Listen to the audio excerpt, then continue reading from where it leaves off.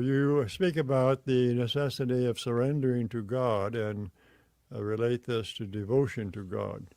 Well, I mentioned that Patanjali mentioned as one of the practices of or component parts of Kriya Yoga practice, surrender to, he used the word Ishvara, means a larger reality, which we use the word God here in the West. The idea is to use your discernment and to understand first that you are a spiritual being expressing through a mind and body, and you have this viewpoint, and your viewpoint is that of your individual or your individual sense of I-ness or self-identity, which we call, well, the Freudian psychologists call the id or the ego. That by taking attention from that small sense of I and contemplating the larger reality which eternally exists, there's a possibility of faster self-realization. In the first section of the Yoga Sutra, which describes the various ways to experience or awaken to samadhi, Patanjali mentions meditation on Om, meditation mentions pranayama, and he also mentions meditation on God, I mean Ishvara again, on the ultimate reality. And you get off this sense of separate existence, and then you have your awareness of your true nature restored. That's the idea. We are in this world to nurture our spiritual awareness and grow to emotional and spiritual maturity in our present incarnation. All of us have an inner urge to be spiritually awake. It is not always understood. Sometimes we feel that we are not in our right place in the world. We may wonder why we are here, what we can do to improve our understanding and our circumstances.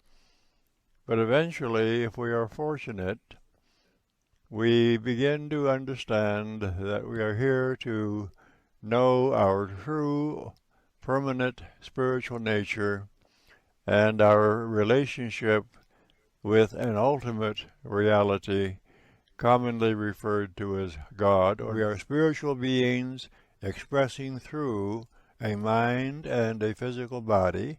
We are having a human experience, but we are not permanent human beings, because we came into this world and we are here for a few decades, many years perhaps, and then we depart. And so our experience in this world is only for a short period of time in eternity. And it's important to remember, I think, that we are immortal beings, that we did not begin at conception or physical birth. We will not end when the body dies, that we are immortal spiritual beings. And this must be true because we are units of that ultimate reality, or the pure essence of that ultimate reality, and it is without beginning and without end. Learn to calm the wave-like movements in the mind. And when the mind is calm, awareness is calm, the opportunity for self-knowing or self-recognition is present. So we get the troublesome conditions out of the way, and then meditation can flow more easily. So I emphasize what I call the direct way to spiritual awakening. Direct means get right to it, without being distracted or deviating from a right course of action. And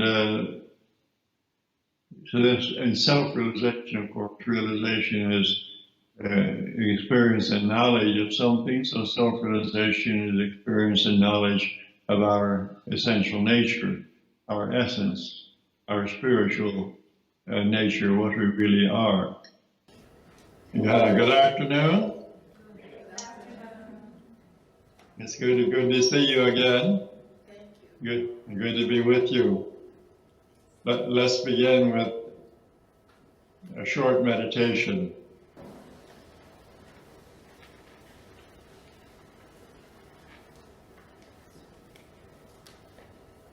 And let's shadow.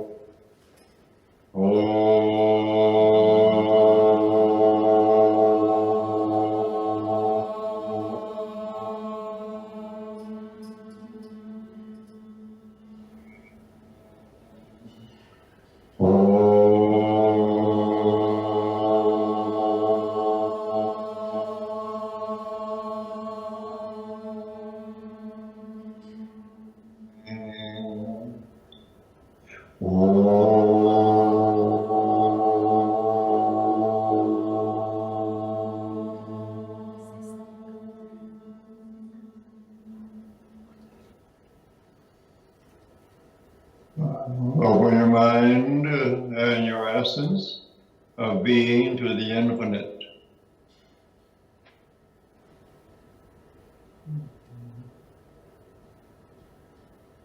However, that ultimate reality we call God is known or imagined,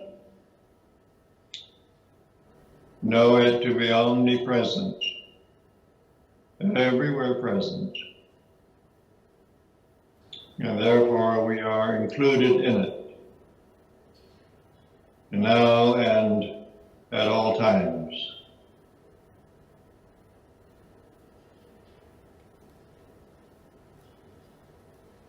And let your breathing flow smoothly and easily.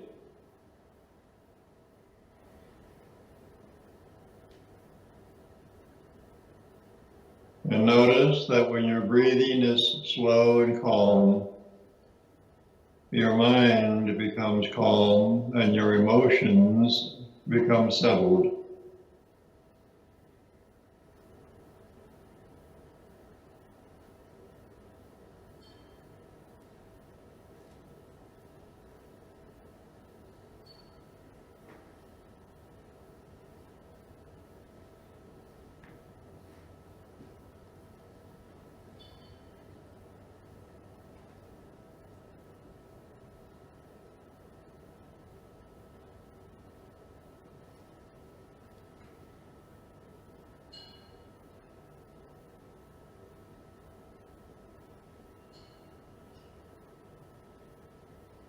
Om peace.